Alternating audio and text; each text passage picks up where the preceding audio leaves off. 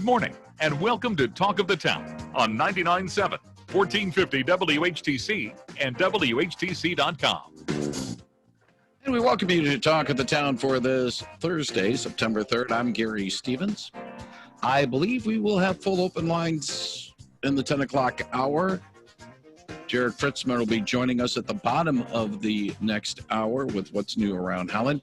We will hear from Governor Whitmer. No, we won't be chatting with her, but we'll have some byplay that the governor had with reporters yesterday about the reopening of gyms, reopening of bowling alleys, and the punting that the MHSAA did in putting the decision on whether or not we will have gridiron football this fall and other sports, punting it into her half of the field.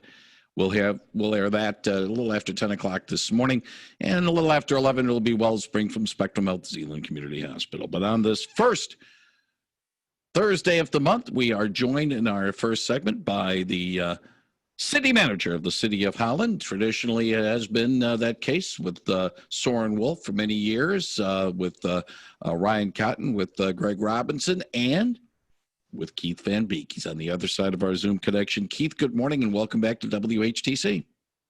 Good morning, Gary. Sounds like we can't break a tradition here. It's been going on for a long time, hasn't it? It certainly has, and a chance to have people ask questions about what's going on at Holland City Hall. Don't ask Keith about things at, say, Holland State Park or things at maybe Saugatuck. No, that's not his bailiwick. It's the city of Holland. But yeah, we always have people come and say, I live in North Holland, which is being a longtime Holland Zeeland guy. I understand what people mean, but of course in government, there isn't a North Holland that's in the city. There is no North Holland. There is no city of West Ottawa either. So, but if you have a question about the city of Holland, no, you can't join the Zoom connection. We don't. It's just between Keith and I. But you can join in the conversation at 395-1450, 395-1450. One of the things that Linda Hart from the Holland Area Visitors Bureau, when we had our Destination Downtown segment before we went on the air, I said that Keith Van Beek's going to be joining us, and she says, I hope he got enough sleep after last night. I heard they were there till 2 in the morning. He says, no, that was 2 weeks ago. It wasn't last night. I think you guys, city staff and city council members, are glad that marathon sessions such as 2 weeks ago only happen maybe once every couple of years. That is truth. I got a much better night of sleep last night. I was fast asleep at 2 o'clock in the morning. Let's put it that way. But the issues that led to the long night 2 weeks ago, certainly people wanted to get their opinions in the public record. And looking at the agenda from last night's meeting and some of the correspondence, the email correspondence that went to the City Hall involving the decision on amending the city's anti-discrimination ordinance has been, for the most part, positive by those who felt that a change was definitely needed. Yeah, I think the process that we went through was great. And even though we all joke, and yes, I really don't want to be up until 2 o'clock in the morning every meeting. People came out, they made their voices known. I'm really proud of our staff and, quite frankly, of our council too, of that we figured out a process during this pandemic to have multiple options available for people to come out and speak. And now there's plenty of things going on, Gary. So especially from a staff perspective, we're moving on. Things don't stop. There's a lot of other great things going on, and we're on to the next thing, you could say. Let's talk about some of the forward-thinking things that are going on. And I want to touch upon something that we're getting a little, I don't want to say stick on here, but we've seen some comments about the situation involving the bike track on 10th Street.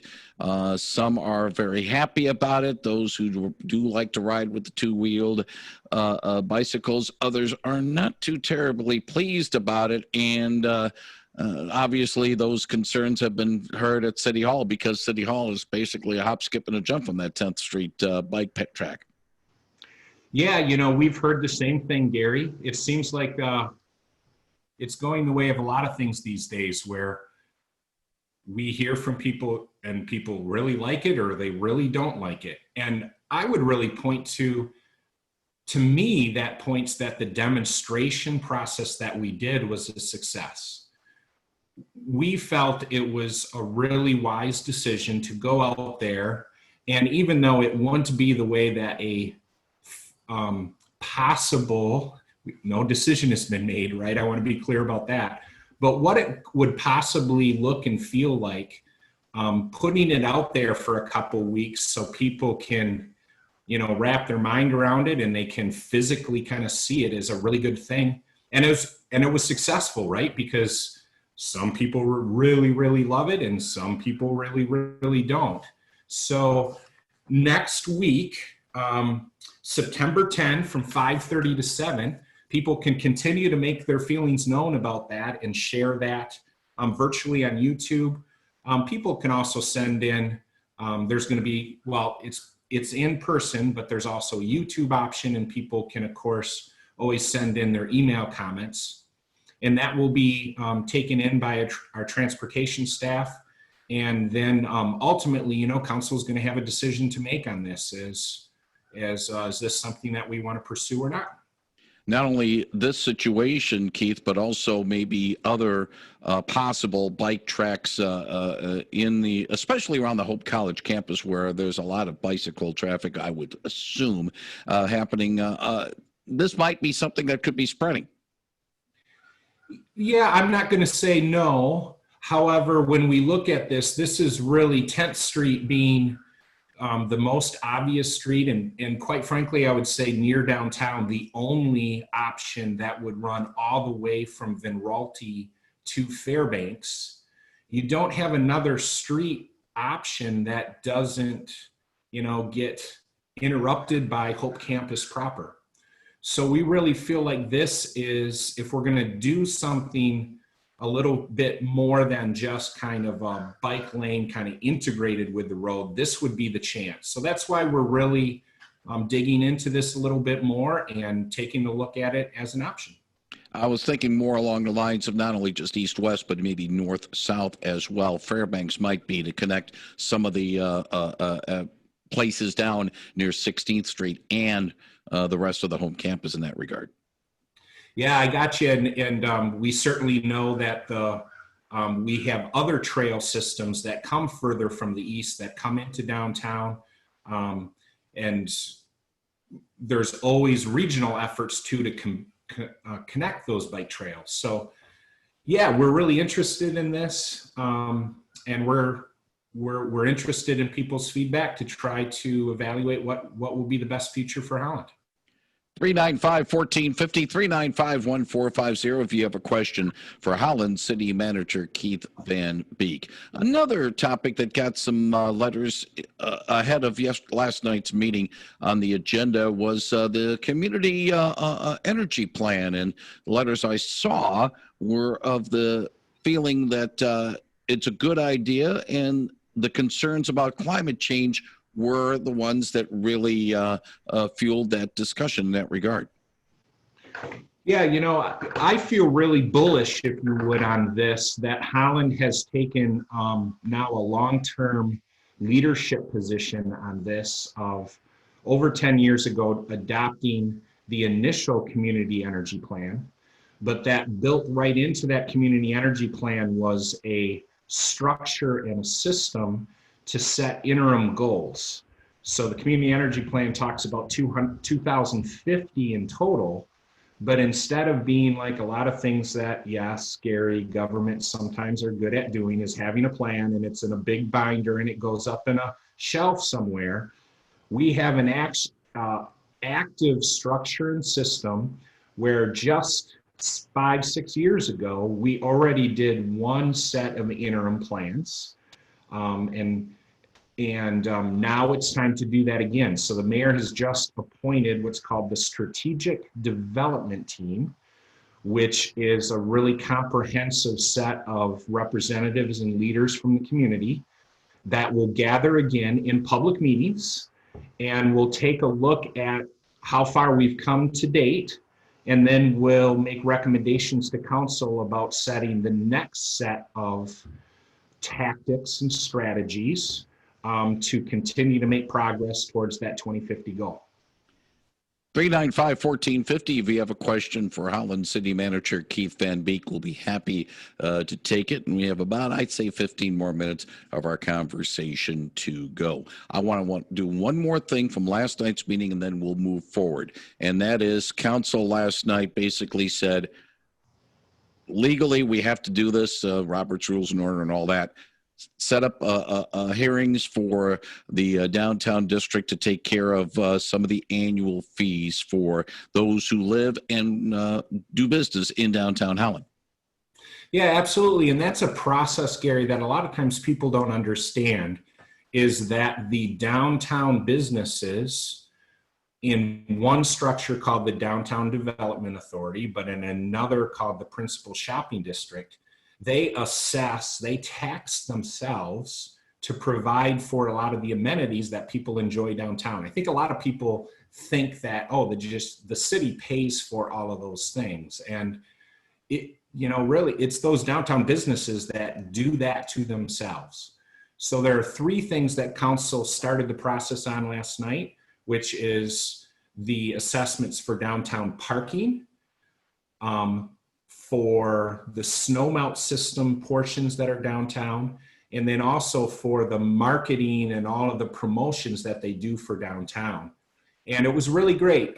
Those systems work well, and there was one that they held firm, and there's one that was a 5% reduction and one that was a 10% reduction in recognition of the pandemic that we're in. Those downtown businesses, are struggling right now. So they recommended, and we're starting the process now where council ultimately, I think, will probably accept those recommendations and put in those assessments for this coming year.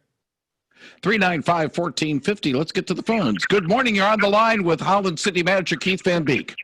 Oh, good morning, Mr. Stevens. Good morning, Mr. Van Beek. You're doing a fantastic job for the city of Holland people. I've got a concern about the overcrowded parks. We went to Common Park last week and it was well crowded. I think you should redevelop the waterfront park there off of East 6th and Central, extend the road north into the close to the water, Lake Macatawba, and build a parking lot and plant trees there, maybe some picnic tables. And I think that'd be a very good thing for public access for people, especially in the downtown, clean the air and so forth. Thank you. Okay, thank you very much. Appreciate the call. And, Window on the Waterfront Park, Keith, has been a popular figure, and making that accessible is certainly something the city council has done over the years. Yeah, that gentleman probably could be on our planning team, because we had a generous donation, and we cleared up the views into the water there and Window on the Waterfront, which I think has made that even a more popular destination. But there have been long-term discussions, and something that we continue to look in about extending the road network into Window on the Waterfront, right there on College Avenue. So he's on to something, whether he knew it or not. That's a discussion that's ongoing about talking about the future of Holland. But of course, a little tricky in that regard is that you want to be able to improve access, but also not deal with issues that some might bring up about maintaining wetlands and maintaining the natural scene in that area. Yeah, for the long timers, they know that that was where the city dump used to be. And then that's also where the dredge disposals from Lake Mac once a time went in there. So that's why it's taken a little bit of time, because it's not a simple process. It's a complicated process, but we're digging into that because we think there's a very safe way to do that, and that would bring great value to the citizens. 395-1450. Good morning. You're on the line with Holland City Manager Keith Van Beek. Good morning, Gary, and good morning, Keith. I had a question. For years and years, I've been in the city of Holland for over 20 years active. and we've always had issues with parking in our downtown area. Basically, it's always come around 8th Street with the shopping district. Barely ever finding parking. We built parking garages now to accommodate visitors and people and workers, but I came to find the other day while driving with my family down 8th Street that somehow the city of Holland is allowing restaurants or a restaurant to have seating in a parking space.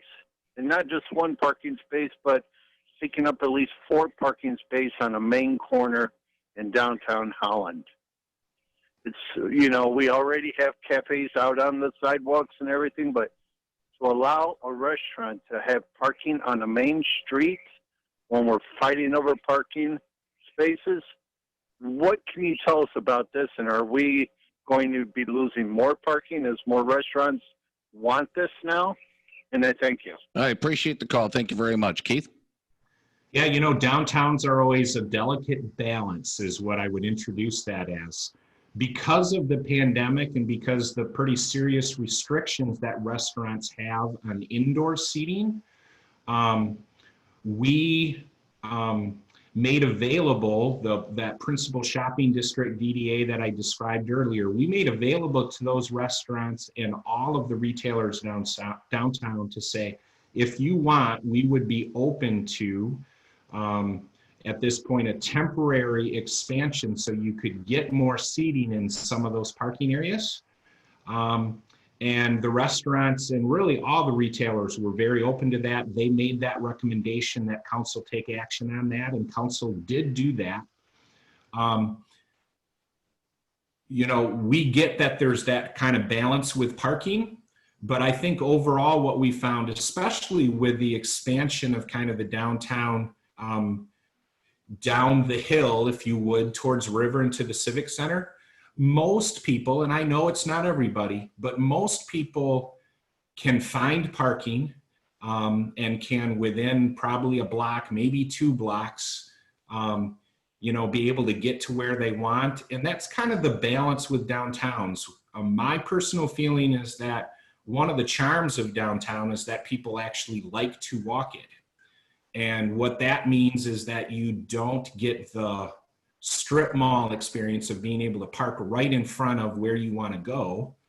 And yeah, then that's balanced to get, you're probably going to walk a little bit further, but then we try to make that a very pleasurable experience with all the things that we do downtown.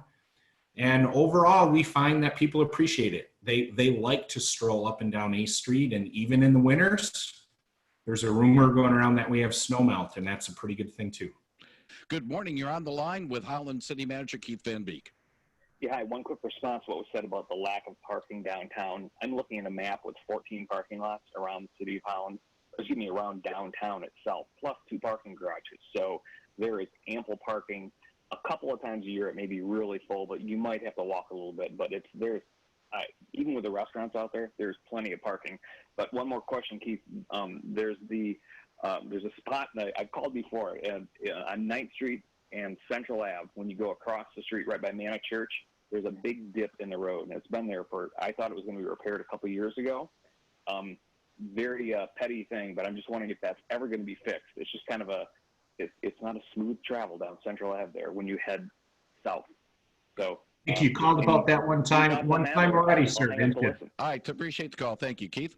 Yeah, I think you called about that one time, and I looked at that one time that I was walking downtown, and I've made transportation aware of it. So we'll try to get it in the list with our long construction season that we've got going on. But thanks for the reminder. Good morning. You're on the line with Holland City Manager Keith Van Beek. Good morning. I'm just listening to some of the comments about parking downtown. I am a big walker. I walk all over town, and I will park downtown any time of the day, morning, late afternoon, evening, and find a place to park, either on 8th Street, or even I would suggest people go over to the Centennial Park area and park around there. There's beautiful places to walk through the historic district. Maybe people that are out of town don't know about those places, but yeah, just a suggestion. And I agree with the last caller in the fact that there is plenty of ample parking, and thank you for all you're doing. I appreciate the call. Thank you very much. 395-1450. Yes, well, we appreciate your support. Yeah, there you go. It sounds like we touched upon an issue there, and yeah, I think most people think that there's parking, and we've got a good thing going downtown, and we like people coming out and enjoying it. And of course, tying into what we discussed a few moments ago about Principal Shopping District and the Downtown Development Authority, there's free parking, and you don't have to, it's like the Monopoly game, there is free parking in downtown Holland. You bet. And what some of our staff always reminds, and probably is a good reminder for everyone, it's free parking for people, but it's not free. Those businesses, are paying for it, and I think they're glad to do it, but it's just a good thing to remember for everyone. One final thing, Keith Van Beek, we saw a tweet from the Labor Day truck parade earlier today, sort of reminding people of what's not going to happen on Monday. It's a shame and it's a sad thing, but that the truck parade will be back in 2021. But it is Labor Day weekend, and there will be the sound, and I know some people in this building are not looking forward to some people celebrating Labor Day as if it is the Independence Day holiday. Talk about the fireworks.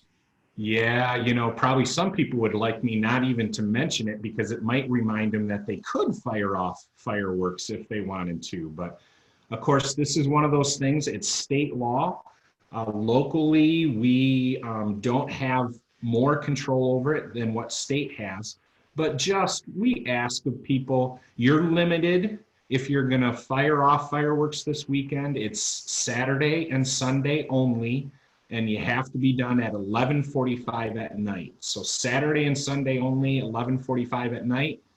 And, a lot of people would probably appreciate that they didn't even hear me say that. So they just think, oh, I can't fire off fireworks this weekend.